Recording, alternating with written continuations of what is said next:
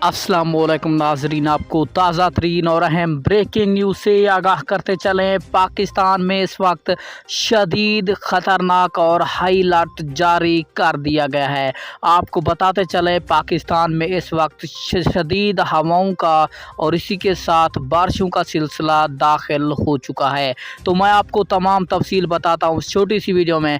आप सब जानते हैं, अली वैस की जानिब से आपके साथ जो भी रिपोर्ट शेयर की जाती है वो कन्फर्म और तस्दीक शुदा होती है। तो सबसे पहले वीडियो को लाइक करके चैनल को सब्सक्राइब कर दें ताकि आपको तमाम वीडियोस का नोटिफिकेशन सबसे पहले मिलता रहे। तो आपका कोई भी कीमती वक्त ज़ाया किए बगैर बढ़ते हैं वीडियो की जानिब। आपको बताते चलें, तफसीलात के मुताबिक पाकिस्तान में अब शदीद हवाओं और शदीद बारिशों का सिलसिला 2 दिन तक जारी रहेगा।